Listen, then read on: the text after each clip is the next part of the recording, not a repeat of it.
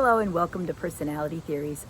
I'm just wanting to start off with our first week where we're sort of looking kind of at an overview of why we study personality theory in psychology. And the first chapter is going to give you a really great overview of the study of personality. What does it mean?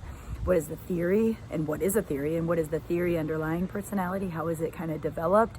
We're going to go through in each chapter a different theoretical perspective on our understanding of how personality develops and how it is formed and ways in which it becomes, kind of infracted or not developed in the right ways.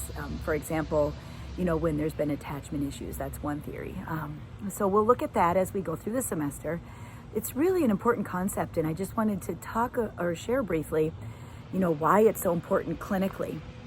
And so many of you know that my background is in forensic psychology, clinical and forensic psychology. And so historically and oftentimes my field of study and my field of clinical interest and expertise is working with clients who are involved in the criminal justice system.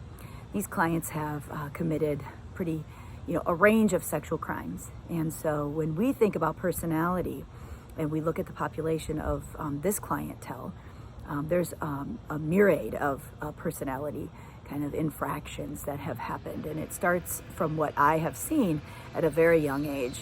And personality is developed in a way that maybe where a lot of things have gone wrong. And so our understanding of personality is just so key in treatment, in assessment and treatment, I should say, and just the way that we kind of handle things with these clients who have a really kind of very different lens of the world and a very different perspective of how one should operate interpersonally, most of which is not healthy, not going to work in life without getting into a lot of trouble, and certainly not going to benefit them for them to be productive and healthy and to feel good.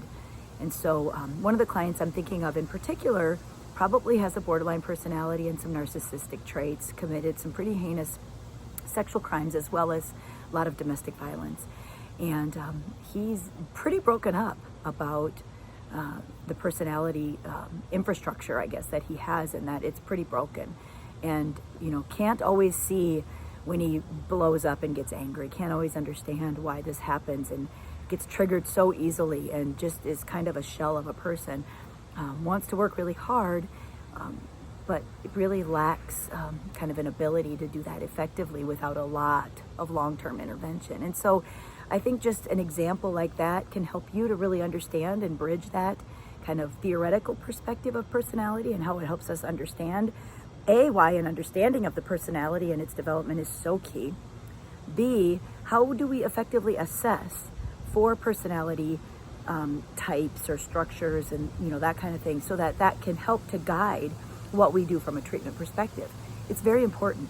Oftentimes what we'll use is the MMPI, the MCMI, and in the sexual population we use an MSI, which is a multiphasic sexual inventory that taps into sort of the sexual identity development, which we aren't really going to talk about in this class, but just to give you a flavor of kind of all of these different constructs that kind of go into one's personality. And so I know when we think about personality, we probably think this is kind of what someone's portraying to the world. Like, how would you describe someone? Who do they come across as, and how is one experienced by others? And that would be what we think of as personality, and that is a piece of it. There's a lot that goes into it, and development is so crucial, as we'll see throughout the semester. So I hope you really enjoy the first chapter and getting a dive in. I didn't put a lecture behind the first PowerPoint because I just think that it's pretty straightforward.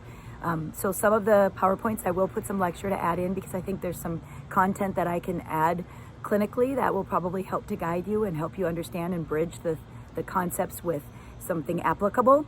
But this first chapter is really just an intro. So I'm hoping that you dive right in, and I'm really excited to get started this semester. And I hope you really like the class because personality theory is so key in psychology and what we do, kind of on a daily basis with clients. And, we see a lot of personality stuff in forensics. So anyways, welcome to the first semester. Enjoy the first chapter, dive in, and I'll be seeing you soon.